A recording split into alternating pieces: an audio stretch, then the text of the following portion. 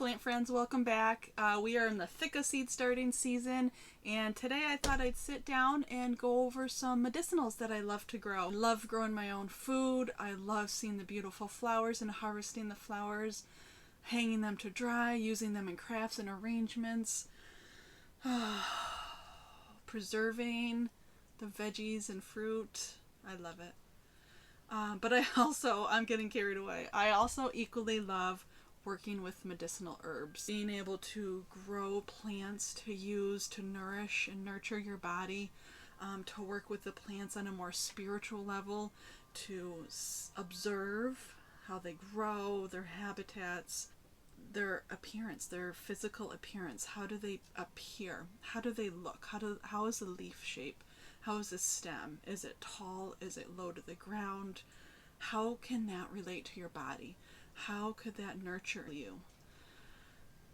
So sitting with the plants and getting to know them on a deeper connection, as our elders, as our teachers, as our guides. There's so much to learn, so much to observe. These are a list of herbs that have grown great for me, that I enjoy to grow, use, to harvest, to dry, make teas, tinctures, oils, salves, and they're just so beautiful. Before we get started into seed starting and what to grow, there's something to knowing the plants that grow around you. Step outside where you are. What environment do you live in? What plants grow in your climate from the nature that's already around you? Take a step outside your back door and what's growing right underneath you. Some of those plants I love, to think off the top of my head, are stinging nettles, goldenrod, violet, dandelion. Forget dandelion? Let's see, plantain, burdock, yarrow. Oh, I have some of that. There's so much more. That's the best I can think off the top of my head for right now. But get to know your surroundings. Do your own research. Make sure whatever you are wildcrafting or foraging, you are 100% sure you have the proper identification and you have the correct plant before you just harvest or ingest. Oh, another one is red clover. I love red clover. So beautiful. So make sure you know and understand on a truly deep level what plants are safe to use for you. Talk to your care provider and discuss any herbal remedy you may start and you wish to start, and would it have any effects on any medications that you're currently taking. So have that conversation with your provider. So this will be my top 10 favorite herbs to grow. If you're a beginner, these are wonderful. I've had great luck with them myself, and we'll also go over uses, how you can use them. So sit back, grab your favorite cup of tea, and let's get started. Before we get into the seeds, I want to go over medicinal books that I used a lot when I was first learning to grow, harvest, and use medicinals. This one, Medicinal Herbs, A Beginner's Guide by Rosemary Gladstar, has recipes in there. It's straightforward growing guide, uses guide, and a brief materia medica in each herb. A wonderful book. I highly suggest it. The other one I used a lot, by Christopher Hobbs and Leslie Gardner, Grow It, Heal It.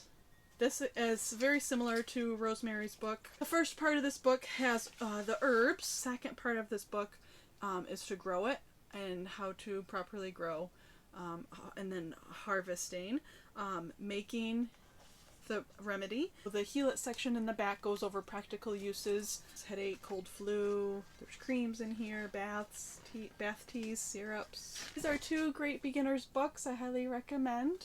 Alright, let's get to the herbs. I have two seed companies I buy from for herbs. Siskiyou Seeds and Strictly Medicinals. So here is another seed company I forgot to mention, High Mowing Seeds. I like to use them. So first on my list, not in any particular order, will be calendula.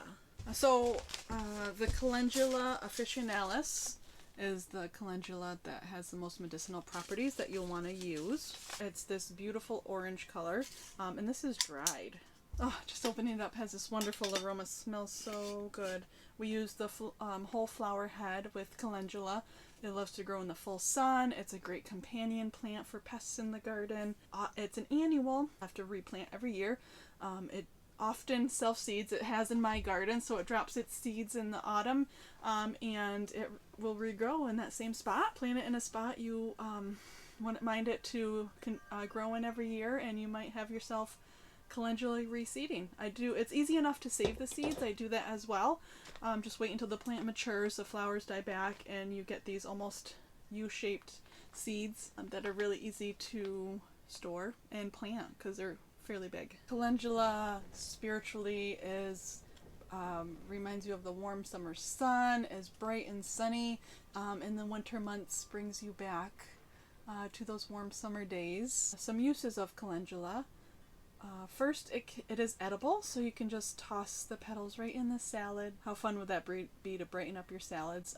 It was traditionally used in soups and stews. A great ally for the digestive system and lymphatic system. And most people are probably familiar with it topically. You can use it in oils and salves. Toss this in your bath, some of the flower heads, to help reduce irritated skin. It does have anti-inflammatory and antibacterial properties as well, so it's great for cuts, scrapes, skin, a lot of skin boo-boos. All right. Next up on my list, chamomile. Matricaria is a species. So chamomile is real easy to grow. Wonderful at bedtime. Makes a great tea to help calm you down, soothe a busy mind, slow down, and slow your thoughts and help lull you to sleep. So I enjoy chamomile. It's aromatic. Oh, it smells so lovely. Looks a lot like daisy, like a tiny little daisy. From what I've noticed, unless you've grown a ton of chamomile, is just go out every day when the sun is shining, there's no dew on the petals, and just harvest a handful at a time. Dry it, and then keep adding it to your jar. And this was from between 6 and 10 plants, and I have a couple of these jars. This isn't the only one, so I have a few of these, and I've used some of it as well. Working with chamomile is a wonderful sleepy time medicine, like I mentioned. It's also great for tummy woes and working with children, calming muscle spasms or tension in your body. This would be a wonderful addition to a bath as well. Chamomile is a gentle herb, small but mighty. You can also use chamomile to reduce puffiness in the eyes. There's a recipe in Rosemary's books for chamomile eye packs. Next up is lemon balm. I don't have any of this seed because I have an established lemon balm plant that is so very abundant. I cut it back a couple times each season and it just keeps regrowing. It's great dried. It's a wonderful nervine, helps relax your nerves, soothing. It smells like lemon. It's so fresh. I wish you could smell this. Oh gosh, yum. I love lemon balm. It's so easy to grow. It's so wonderful for calming your nervous system and just kind of mellowing you out. Digestive support and working with heartache, depression, anxiety, just calming down your nervous system. I won't be starting lemon balm seeds today, but I just wanted to mention it because it's so wonderful. It's so lovely. Oh, it makes a wonderful iced tea. Make a lemon balm iced tea in the summer. Yummy. Add some local honey to it or maple syrup. Yum. Next up we have mint. Whoa, how easy is it to grow mint? If anybody who's grown mint knows it is prolific, it lives to spread. Add in the garden, a lot of beneficials are attracted to mint, especially if you let it flower, whereas the pests in your garden tend to stay away from it, so it's a great companion plant. So mint is perennial. That means it comes back every year. A lot of people will harvest the leaves off the plant and put it around other plants in the garden that are prone to pests as almost like a natural repellent. If you're going to plant mint, plant it in a container or a spot in your property or yard where you don't mind it to spread out and get big, beautiful, and lush. This year I'm going to start this Marvelous mix from Baker Creek. There's so many varieties and types of mint that you can grow. Some of my favorite varieties just to enjoy drinking is chocolate mint. I bought ginger mint last year at my local nursery. Orange mint I've had. And there's some apple mint that grows around me. That's super yummy. I love doing that. There's this walk I do where I can harvest some apple mint on the way back after my walk, make a cup of tea. So good. Make a wonderful iced tea as well. I love adding mint to my summer solstice blend with just all these edible herbs, and mint just brings the freshness. I love it. I love working with peppermint and spearmint are my two favorites for that. Spearmint in Rosemary's book, cooling, refreshing, and uplifting. It says it's second only to peppermint, so peppermint would be one. It says spearmint is the oldest of the mint family. Even peppermint is broken off from spearmint. Spearmint is wonderful in working with children if you find peppermint is just too strong of a taste for them. This one's a little more milder, a little sweeter. Love using mint, drinking mint tea after having a large meal, or for digestive upsets, just having a cup of tea really helps. Mint also helps focus your mind, it's your brain focus because it's a mild stimulant, but also has relaxing properties. Try making your own mint syrup. I've done that before. That's super yummy. Add it on top of like ice cream, brownies. Yum. Alright, mint. I could talk about that forever. So let's talk about peppermint real fast. Peppermint is wonderful to use in like the bathroom as like toothpaste or mouthwash, or you make your own bathroom spray. Just gives that freshness. So you can use it household wise as well as medicinally. This is Echinacea purpurea. This does require a cold period, so I will be not starting these today. These will go in milk jugs. You can toss these if you want to plant them indoors, toss them in the freezer for a few weeks, and then you can use, so they get that cold stratification, that cold period, and then you can plant them directly indoor sowing. Echinacea is perennial. So you plant it once and it'll come back every year. In the winter time, it's wonderful wildlife forage. You can leave the bloom head right on there, and then the birds will eat the seeds throughout the winter. It's so beautiful all year long as it grows. The beautiful flowers. So medicinally we use Echinacea purpurea or Echinacea angustifolia. Echinacea purpurea is more common because it's easier to grow. And then you let it grow for a few years before it develops the roots. So the parts that are used in Echinacea are the root, the leaf, the flower, and the seed. You can use a tincture or a glycerite with it. I'm using glycerin as a menstruum instead of alcohol if you don't want to use alcohol for tinctures. Echinacea is a wonderful antiviral, antibacterial plant to work with. The top immune enhancing herb. It works wonders with your immune system and helps your body to promote healing in itself. Antifungal and antibacterial properties. That's why it's so wonderful to use on the onset of colds. Take it as soon as you first notice a sore throat, a cold. You can make a sore throat spray with it. A wonderful herb. A lot of people know about it. It's great to grow. It's beautiful for the wildlife and looks lovely in the garden. Next up on my list is holy basil. I love holy basil, a wonderful aromatic. Tulsi basil comes in many varieties. I did buy this Tulsi seed set from Strictly Medicinals. I've grown this. The best one that for my climate was the temperate Tulsi. It gets beautiful flowers. It's very prolific. You keep cutting it down, it keeps growing. Tulsi is a great adaptogenic herb. So what adaptogens do is help regulate our nervous system. Instead of having all the highs and lows, it kind of smooths that out a little bit. So you want to work with Tulsi routinely for a few months to notice any benefits in your body. Lovely herb. I do want to read some of this lore from this Grow It and Heal It. I love folklore. I love legends. especially when it comes to plants and herbs and traditionally how they were used. So it says, the many varieties of culinary basil are well known and loved for their savory contributions to modern dishes, but that's nothing compared to Greek and Roman times, when basil could only be grown by those of noble blood.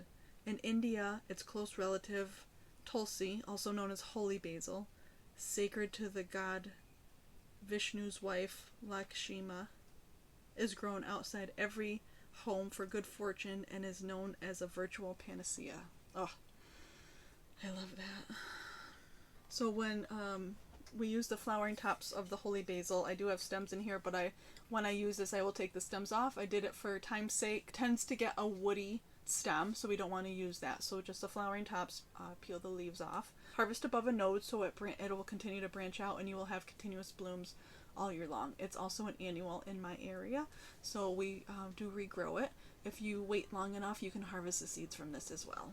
So next up we have culinary herbs. We have dill, we have parsley, we have cilantro, basil, thyme, sage, rosemary, oregano. All of those have wonderful healing properties. Of course, you can cook with them, using them in your kitchen, using them on a spiritual level, knowing deeply how the plants work, how they smell, how they look, how they taste, what they pair well with, how you can use that in your everyday life. So look into the culinary herbs. Don't count them out as medicinals. They're easy to work with, easy to find, easy to grow, and are wonderful plants. Next up we have is rose, a lovely heart medicine. Rose is so soothing for the heart. Thorns remind us that it's a protector of the heart. Rose is such a sweet, lovey plant. I love to work with Rosa rugosa, or I love the multiflora rose that grows around me. I harvest the rose petals, dry them, makes a wonderful tea, or you can let the rose bloom and bud out, and then you get the wonderful rose hips, which is high in vitamin C. It's interesting when the plants are at their mature state or when they're ready to harvest is when you truly need them the most. So the rose hips develop in the autumn after the first frost, and you harvest them right when your body needs that dose of vitamin C. So that's what I mean about getting to know the plants on a deep level. Spraying some rose water, use as a facial toner. I make a facial serum using the rose petals, rose hip infused oil, and some rose water. Oh, so good, so yummy. Next up we have is spilanthes, also known as the toothache plant. I love spilanthes. It's so different to grow. It grows low to the ground, has this bloom head that's yellow. It doesn't look like it has petals on it. It almost looks like the center of a flower would be, and it almost has like an eye-licking shape on the inside with the different colors. So I tricked my mom last summer and I had her take a bite of the flower, and I'm like, just see how this goes. That wasn't nice to do, but what it does is it has a numbing effect in your mouth, so that's why they call it the toothache plant. I mentioned it in here just because it's easy to grow. I love it. It's so fun. It's great if you have children and they have toothaches. You can make home remedies with that. So spilanthes, great plant. Lavender. I love, love, love lavender. Who doesn't? I think a lot of people love lavender. In my experience, I've had a easy time getting it to germinate. Overwintering in my area, I've had a little bit of an issue with. And doing research, I believe it has to do with finding the right variety for your climate. So we are in a zone 5A. I live in Vermont, and we get snow and harsh winters. I've had a tough time coming back, but once I get it established, it's so big and beautiful. The one I have, I think, is a Munstead, and it probably is 2 feet wide, 2 feet tall. I'm going to play around with, I grew some lavender last year, Czech variety, and I'm going to play around with cutting it down in the springtime so it doesn't develop that woody stem, because they can get a little scrubby looking after a few years. So I'm going to try that and see how that will rebloom. So gardening's all about like trial and error or learning from someone else's mistake or your own mistakes. That's how I learn best, is trying it out and not doing it right and figuring it out. So next time you don't do it like that. Anyways, so lavender is another great bedtime herb. You don't need a lot. I've noticed it can be very strong. So I just use a little bit of lavender, mix it with some lemon balm or chamomile, or is a great bedtime tea. You can put lavender in a sachet and put it in your pillowcase or your children's pillowcase. A friend of mine is an aromatherapist, so she gave me a lavender spray, a linen spray. It has lavender and cedar, I believe, in it, and I love it as a linen spray sprayed on your pillow or your sheets right before you get into bed, and it just has that calming effect. Lavender petals in the evening in a sachet with some roses, some California poppy. What else do we have? Chamomile, and make a nice soothing bath before bed. Oh, yummy. Pollinators love lavender blooms, so it's a wonderful, it's beautiful, it smells nice, it's a great plant to grow. So lavender is my must grow. I love it so much. I will never not have lavender growing. Was all 10 of the plants I have. Now we have honorable mentions. These by far are not second best. These are the ones I've talked about in the beginning that grow naturally around me. I don't spray my lawn. I let these grow naturally. I harvest in areas where the chickens or the dogs not. And I let nature do what it wants to do. They grow there for a reason. Listen to it. First up I have is violet.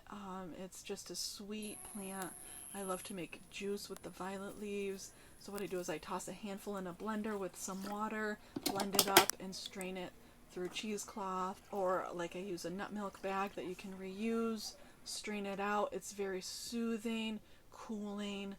I love violet. So the violet flower, which is not actual the true flower, so go ahead and harvest it. Makes a lovely jelly or syrup, violet syrup. Toss it in your salads. Love violet. Let that grow. Next up I have is mugwort. Mugwort is like mint. Holy moly. Wherever you plant it, watch out. It's often a roadside plant. I had dug some up from my mom's house because she had it growing prolifically. Put some near my house. It gets ginormous. It's over my head tall. Mugwort, I believe, got its name because it was traditionally used to make beers. It's currently being used as a dream ally. Use that in your lavender sachet to have very vivid dreams. Make a tincture with it. I like to make mugwort juice as well. Or if you make the juice, put it in an ice cube tray, and then you can use it as ice to have your drinks. I love it. Mugwort, Artemisia vulgaris. So prolific. Motherwort. I love motherwort. It teaches us, it's a great protector of the heart center. Motherwort is also a great heart tonic, physically speaking as well. Helps guide us through transitions in our life, from maiden to mother to crone. Helps with those transitions. Just soothing to the heart, is a great protector ally. Next up we have is mullein. The leaves are a great lung ally, letting the stalk and the flowers bloom in its second year, so it's a biennial, so it does reseed and come back. The leaves make a wonderful ear oil for sore earaches. So I let mullein grow. I think it's so beautiful. Stinging nettles is so nourishing, like the master nourisher as far as herbs go. I love to make nettle infusion. Add an ounce of dried stinging nettle to a quart jar, fill it with boiling water, let it sit overnight, and drink that as a nourishing herbal infusion. Also, nettle, when you cook it, the sting goes away, so you don't get the sting. So I do like to saute nettle as well and use it as like a side dish. Red clover, I let this grow. I love red clover. It's a wonderful ally for the reproductive system. Dandelion. Next up is dandelion. I love dandelion. All parts of dandelion are edible, from the roots to the leaves to the stem to the flower, each having its own wonderfulness. Slightly bitterness of the leaves in early spring, some punch to your digestive system, gets everything moving and going again in the springtime when you want to start moving and going again. And then as the plant ages, the flowers bloom a bright, beautiful flower. I love to pick the flower. You can make a jelly with it. Don't pick too many though, because it's one of the first foods for bees in the springtime, so make sure there's plenty for the bees. You can pick off the petals, sprinkle it in your salad as well. Bright yellowness that we miss all summer long.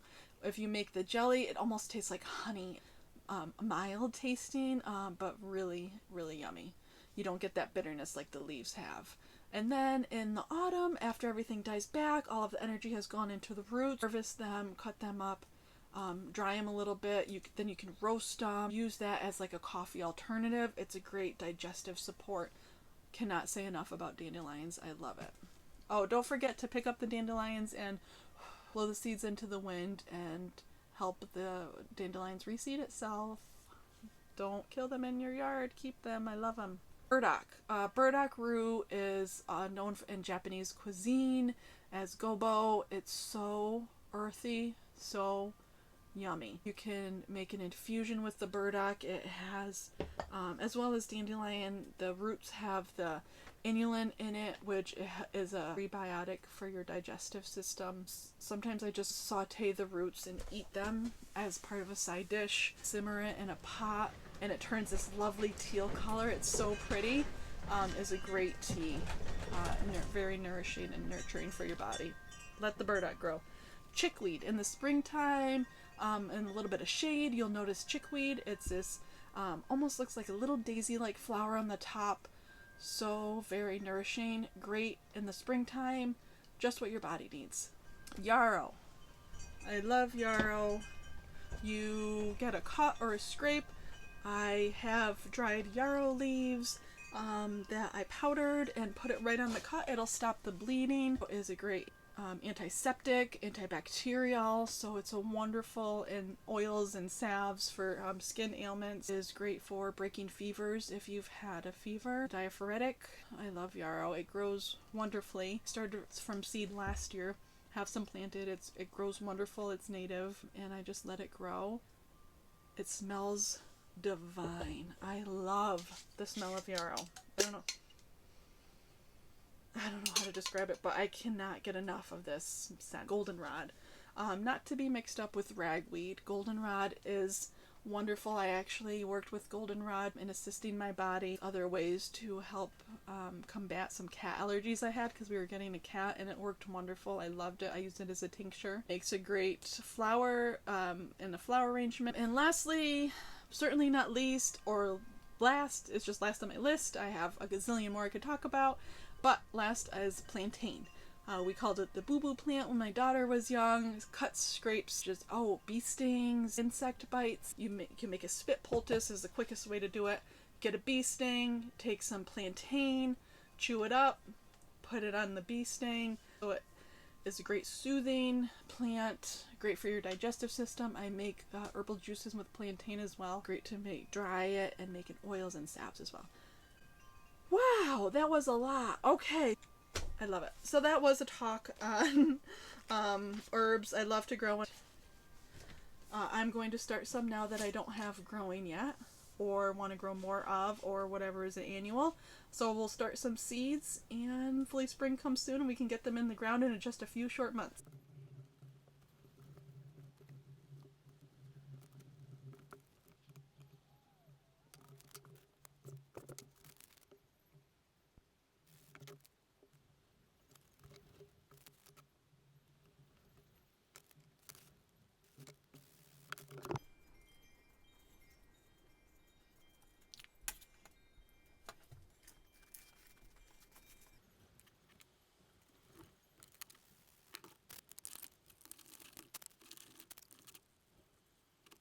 Okay, plant friends, that's it for me. I have just a handful of seeds I started. Some of these are probably a little too early to start, but I will just pot them up until they're ready to go outside.